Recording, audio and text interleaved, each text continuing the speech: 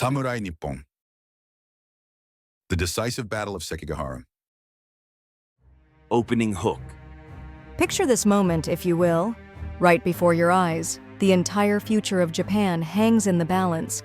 Decided in a single instant, September 15th, 1600, dawn breaks over Sekigahara. In the eerie silence shrouded by morning mist, 150,000 warriors hold their breath in deadly anticipation. To the east stands Tokugawa Ieyasu. To the west, Ishida Mitsunari. The ultimate showdown that would split the nation in two was about to begin. One single day of battle would determine Japan's fate for the next 260 years. Do you know the brutal truth behind history's most dramatic battle? This clash claimed 30,000 lives, unleashed intense human drama, and featured split-second decisions that altered the course of history forever. What really happened on that fateful day at Sekigahara 420 years ago? We're about to uncover the complete truth. But first, please hit that subscribe button and give us a thumbs up. It helps our videos reach more history lovers like you. Chapter 1. The Night Before Destiny. September 14th, deep into the night. The stench of death hung heavy over the battlefield as two men prepared for their final gamble. At Tokugawa's headquarters on Mount Momokubari, the cunning old tanuki continued his cold calculations. At 60 years old, this was Ieyasu's last chance. From humble beginnings as a minor lord of Mikawa, held hostage by Imagawa Yoshimoto in his youth, serving under both Oda Nobunaga and Toyotomi. Hideyoshi, this man had patiently waited for his moment like a predator stalking its prey. The Battle of Okahazama, the incident at Honnoji, the Battle of Komaki Nagakute, he had survived countless trials by fire. Tonight was the night he would stake everything. Victory means the realm, defeat means death. Seated on his camp stool, his eyes pierced through the darkness toward the battlefield. In Ieyasu's heart burned complex feelings toward Hideyoshi, days of serving as a retainer while constantly being watched with suspicion. The time for final confrontation had arrived at last. Ieyasu arranged his forces in flexible horizontal formations, strategically placing arquebus units at key positions. He paid special attention to the deployment of his legendary 4 Heavenly Kings, Ainsworth Naomasa's Red Devils, Honda Tadakatsu's Black, Armor Corps, and Sakakibara Yasumasa's Yellow Banner Guard. Meanwhile, on Mount Sasoyama, Ishida Mitsunari clutched his burning belief in justice, close to his heart, his gratitude to Toyotomi Hideyoshi, his loyalty to the Toyotomi house. These defined his entire existence. Born in Omi Province, Mitsunari had risen through the ranks. After being discovered by Hideyoshi, his bureaucratic genius shone through land, surveys and sword hunts supporting Hideyoshi's policies. But the military faction mocked him as the Abacus Samurai, and his conflicts with Kato, Kiyomasa, and Fukushima Masanori had reached irreparable levels. The dispute over military achievements during the Korean campaigns was particularly severe. Kiyomasa even blamed Mitsunari as the root cause of the Korean campaign's failure, yet reality was harsh. Eastern Army 75,000, Western Army 82,000. Though superior in numbers, half his allies might be traitors. His greatest concern was Kobayakawa Hideaki on Mount Matsuo. Despite being Hideyoshi's adopted son, Hideaki had been stripped of his domain due to failures in Korea, only to be restored through Ieyasu's intervention. Rumors suggested he felt indebted to Ieyasu. His 15,000 troops could throw all calculations into chaos. Mori Terremoto on Mount Nangu was another worry. Though nominally the Western Army's supreme commander, his lack of fighting spirit was obvious. That night, secret messengers raced between both armies.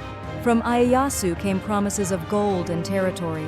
From Mitsunari, appeals to duty and honor. The generals faced their final choice, gambling their very survival. Wakizaka Yasuharu, Ogawa Suketada, Kuchiki Mototsuna, Akaza Naoyasu, these so-called question mark arquebusiers had already made secret pacts with Ieyasu. Though outwardly serving the Western Army, they had agreed to switch sides when the moment was right. As campfires flickered, fear and determination danced across the warriors' faces. Men who would face each other as enemies come dawn, shared the same sky for one last night. Each whispered the same question in his heart: will I still be alive tomorrow night? The farmers around Sekigahara had already fled, leaving only the harsh breathing of warriors echoing through the silent battlefield. Chapter 2. Hell's Curtain Rises. 800 a.m. September 15th. The white mist covering Sekigahara rose like death's shroud. The temperature was low and the warrior's breath formed white clouds in the cold morning air. Icy winds from Mount Ibuki made both armies' banners flutter violently. A single gunshot shattered the silence. It was the signal shot fired by Hosokawa Tadaoki's arquebus commander. Hosokawa Tadaoki was a master of both literary and martial arts, who had served 3 generations Oda Nobunaga, Toyotomi Hideyoshi, and Tokugawa Ieyasu. His wife, Gracia, formerly Tamako, was the famous daughter of Akechi, Mitsuhide, and together they had weathered the hardships following the Honnoji incident. That first shot from Tadaoki truly marked the turning point of an era. Battle begins! With the battle cry, the Eastern Army's vanguard surged forward as one. Whoa! Kuroda Nagamasa's war cry echoed through the valley. As the eldest son of the brilliant strategist Kuroda Kanbei, he had known battlefields since childhood. Fukushima Masanori's forces also began their charge. Though one of Hideyoshi's most trusted retainers, his bitter rivalry with Ishida Mitsunari had driven him to the Eastern Army. I'll never forget my debt to Lord Hideyoshi, but Mitsunari, I cannot forgive. His emotions were complex indeed. 7,000 Eastern Army troops attacked with ferocious intensity, standing in their path Ukita Hide's 17,000 warriors. As a daimyo deeply indebted to the Toyotomi, Hide was determined to serve Mitsunari with absolute loyalty to the end. Though Lord of Okayama Castle, with vast holdings in western Japan, internal divisions had weakened his forces. Still, he could never forget his debt to the Toyotomi house. Never forget the Toyotomi's benevolence. His rallying cry rang out as the Ukita forces united to meet the Eastern Army. The metallic clash of blade against blade rang out like Hell's own bells. Blood sprayed through the air as warriors' screams vanished into the sky. Foot soldiers struggled desperately to survive in the churning mud. Spear points pierced chests, sword edges sliced through necks. The battlefield echoed with the death screams of soldiers whose guts had been torn out, the groans of warriors whose limbs had been severed. This was no longer a battlefield. It was a living hell where human karma swirled in deadly vortexes. On the Western Army's left flank, Mitsunari's right-hand man, Shima Sakan, fought like a demon god incarnate. If I can die for Lord Ishida, I die content. Though over 60, this veteran's martial prowess knew no decline, granted half of Yamato Province's 120,000 koku to serve. Mitsunari Seikon was truly Mitsunari's alter ego, wielding his long spear with devastating effect. He cut down Eastern Army vanguard troops one after another. The nickname Demon Sakon was no empty title. Fukushima Masanori's foot soldiers fell like wheat before the scythe, but he was outnumbered. When the Eastern Army's arquebus units unleashed a coordinated volley, bullets finally pierced through Sakon's body. Shot through from chest to abdomen, Sakon still refused to release his spear. Lord Mitsunari, this Sakon goes before you. The blood of a master general stained Sekigahara's soil crimson. Even then, Sakon continued fighting with his spear until the very end. With loyalty to Mitsunari burning in his heart, he fell on the battlefield. Western Army soldiers who witnessed Sakon's final moments were said to have wept at his devotion. In the center, Tsutsui Sadatsugu's forces clashed violently, with Todo Takatora's troops, spear units racing through the mist, arquebus foot soldiers desperately firing while their feet stuck in mud.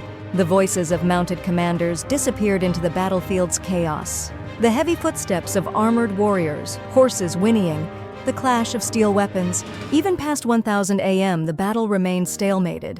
Neither side could deliver a decisive blow, and the fighting had devolved into a war of attrition. Chapter 3. The Man Who Holds Destiny. 1100 a.m., an ominous silence fell over the battlefield. Both armies watched with bated breath, focused on one man's movements. Kobayakawa Hideaki on Mount Matsuo. His 15,000 troops were like the final weight placed on destiny's scales. The fate of 150,000 men hung on Hideaki's decision. Hideaki had been raised as Toyotomi Hideyoshi's adopted son. Originally the child of Kinoshita Yasada, he became Hideyoshi's adopted heir, then entered the Kobayakawa family as Kobayakawa Takakage's adopted son to continue that prestigious line.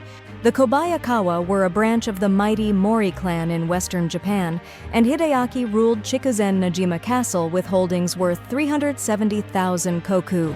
But after Hideyoshi's death, his position became precarious. Court-martialed for military violations during the Korean campaigns, he was stripped of his domains, only to be restored to Echizen Kitanasho with a reduced 120,000 koku through Ieyasu's intervention.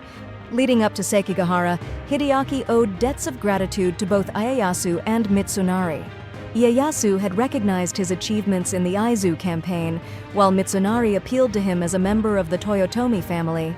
For 19-year-old Hideaki, this choice was unbearably heavy. His retainers were split between Ieyasu supporters and Mitsunari loyalists, their opinions sharply divided. Hiroka Yorikatsu urged him to join Ieyasu, while Inaba Masanari counseled caution. Ieyasu ground his teeth in frustration. That young fool still hesitating?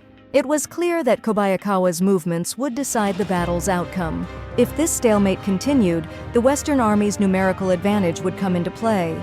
Worse, if the Mori forces moved, the Eastern Army risked being caught in a pincer attack. Time was working against Ieyasu. Finally losing patience, Ieyasu ordered warning shots fired at Mount Matsuo. Fire on Mount Matsuo, I can wait no longer. Boom! Boom! Boom! 3 cannon shots shook the mountain. The explosive sound echoed through the hills as birds burst into flight.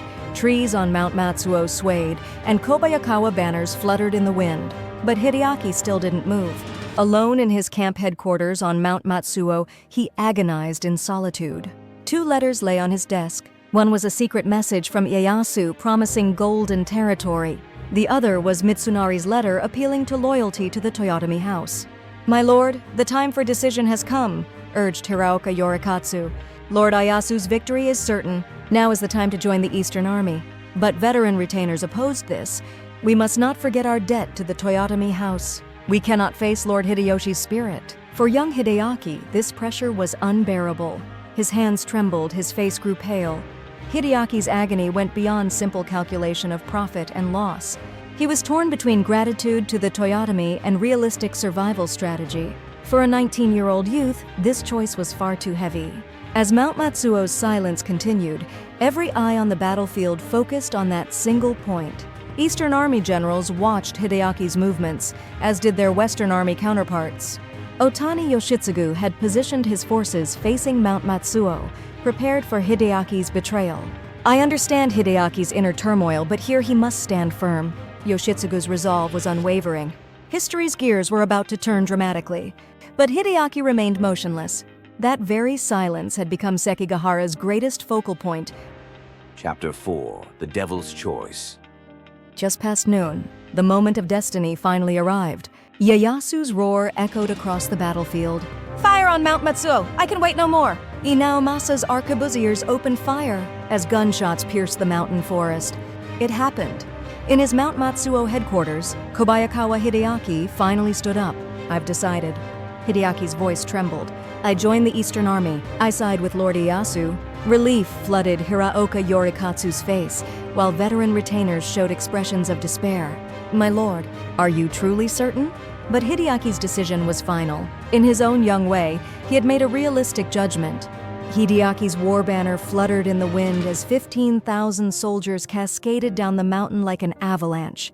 But their spear points were aimed not at the Eastern Army, but at Otani Yoshitsugu's forces, supposedly their Western Army allies.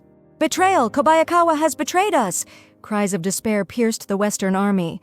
Screams erupted from Mitsunari's headquarters as well. "Hideaki! Impossible!" Mitsunari's face went ashen. Otani Yoshitsugu was Mitsunari's closest friend. Despite suffering from leprosy, he was renowned as a brilliant strategist and general.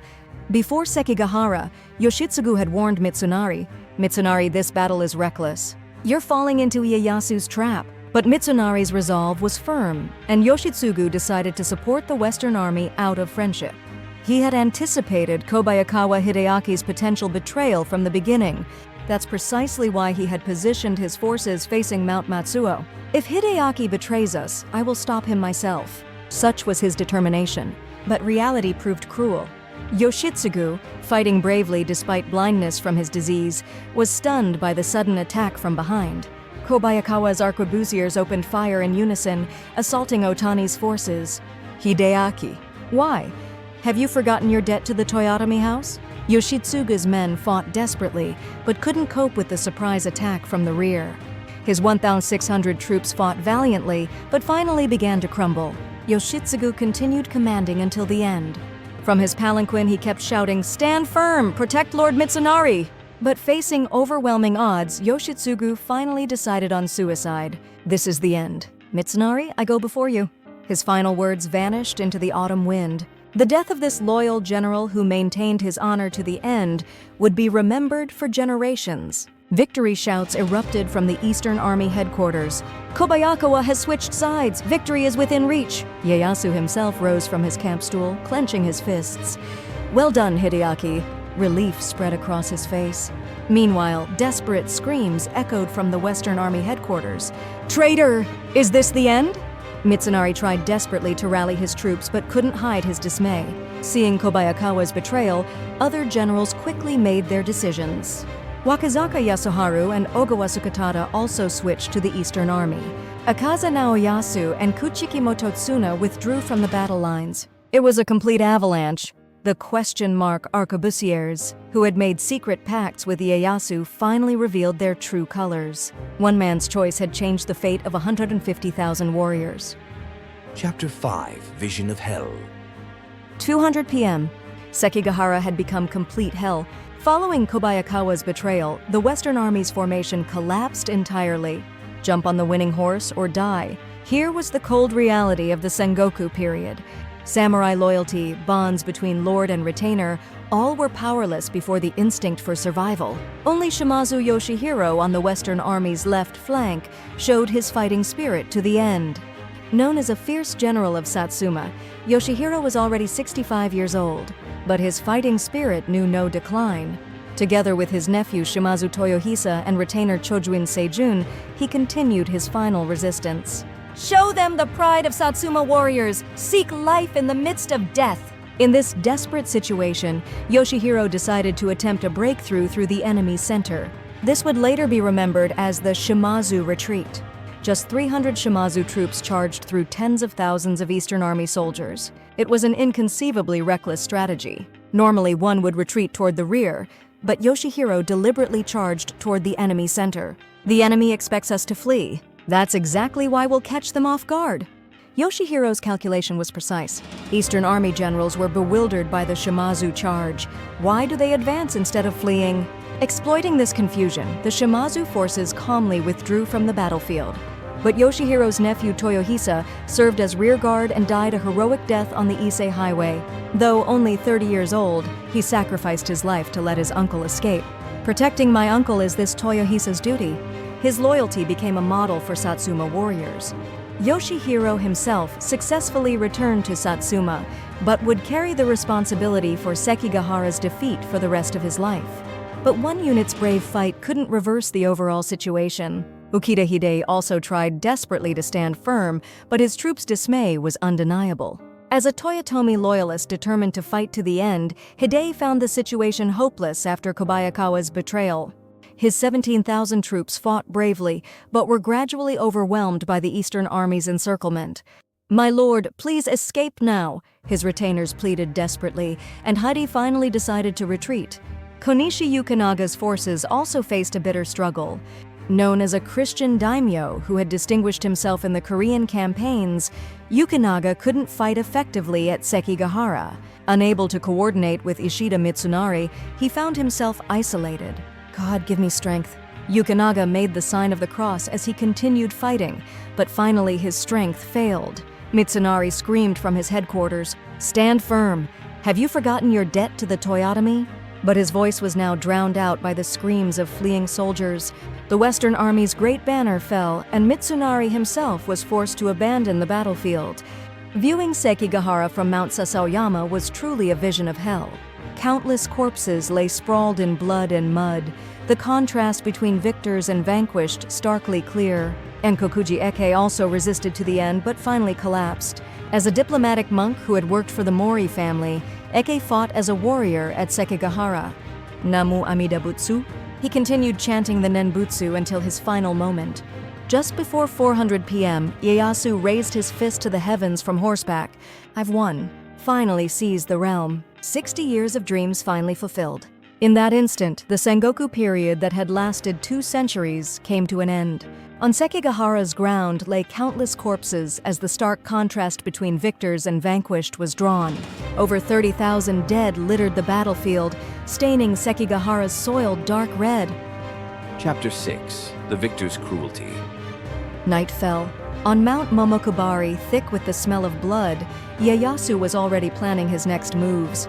Winning the battle alone wouldn't secure the realm. The real contest lay in post-war settlement. First, he ordered proper burial for the war dead. Enemy and ally alike would receive minimum warrior courtesy. The dead bear no guilt. Bury them with respect. Following Ieyasu's orders, Eastern Army soldiers treated Western Army corpses with equal dignity. But the distribution of rewards and punishments was ruthlessly cold. Ishida Mitsunari, Otani Yoshitsugu, and Kakuji Ike, all major Western Army generals, went on the execution list. Mitsunari escaped the battlefield but was captured by Tanaka Yoshimasa and beheaded at Kyoto's Rokujo riverbank. His death poem, maintaining loyalty to the Toyotomi house to the end, read, "On Tsukuma Bay, among the reeds I light my watchfire, and with it fades away my very life." Konishi Yukinaga met the same fate, maintaining his Christian faith until the end. Great daimyo like Mori Terumoto and Uesugi Kagekatsu faced merciless reduction of their domains. The Mori family plummeted from 8 provinces in western Japan, worth 1.2 million koku, to just Suo and Nagato provinces worth 360,000 koku, a reduction to less than 1/4. The Uesugi dropped from 1.2 million koku in Aizu to 300,000 koku in Yonezawa. These harsh punishments served as examples to other daimyo. Meanwhile, generals who joined the Eastern Army, especially those who switched sides, received generous rewards. Fukushima Masanori gained Aki and Bingo worth 490,000 koku. Kuroda Nagamasa received Chikuzen worth 520,000 koku. Kato Kiyomasa's holdings doubled to 540,000 koku in Higo. Hosokawa Tadaoki was granted Buzen Kokura worth 390,000 koku. Kobayakawa Hideaki received Baizen and Mimasaka worth 550,000 koku, exceptional treatment for a betrayer. But Hideaki's heart found no peace. Bearing the cross of betraying the Toyotomi house, he died suddenly just 2 years later at the tender age of 21. While the cause of death remains debated, mental pressure likely played a role. Yet Ieyasu's true aim lay elsewhere. Don't completely crush enemies, incorporate them into the new order. This was Ieyasu's method of governing the realm. He maintained a delicate balance with outside lords like Shimazu Yoshihiro and Date Masamune. The Shimazu kept their original domains, partly due to Ieyasu's respect for Yoshihiro's military prowess. The Date also retained their holdings and were even favored to inspire gratitude. Ieyasu also didn't completely eliminate Toyotomi Hideyori. Though reduced to 650,000 koku in Setsu, Kawachi, and Izumi, he was allowed to continue as a daimyo. This too was far-sighted planning to avoid future troubles.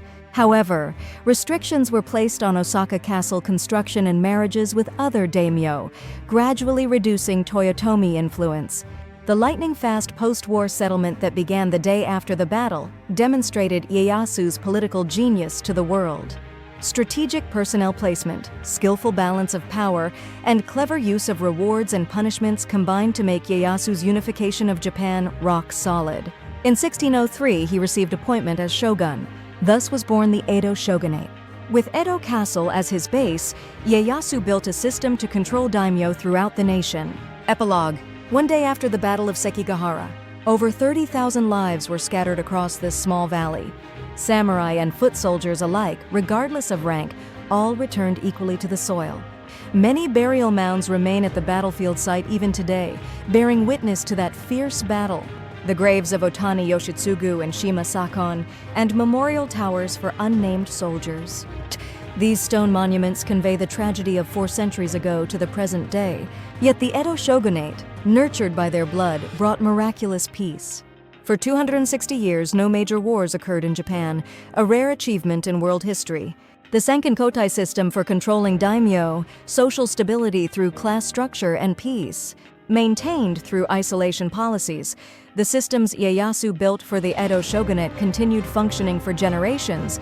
Samurai abandoned swords for riding brushes. Farmers could till their fields in safety. Here lies history's irony. The bloodiest battle gave birth to the most peaceful era. Could the warriors who died at Sekigahara have known their deaths would lead to 260 years of peace?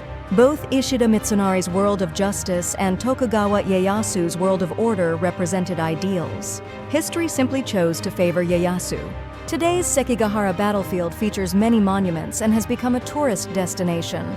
Every October hosts the Sekigahara Battle Festival, drawing many history enthusiasts. It's become a place to remember that day's fierce fighting and reflect anew on peace's precious value. If you had been at Sekigahara that day, which banner would you have fought under? Would you have chosen Ieyasu's realism or Mitsunari's idealism? Faced with Kobayakawa Hideaki's ultimate choice, what would you have done? And could you have survived? History has no what-ifs, but such imagination is one way to enjoy learning about the past. What did you think of this tale of Sekigahara? If you enjoyed this video, please subscribe to our channel and hit that like button. Share your thoughts in the comments below. We're also taking requests for historical figures and events you'd like to see covered. Until next time on Samurai Nippon, sayonara.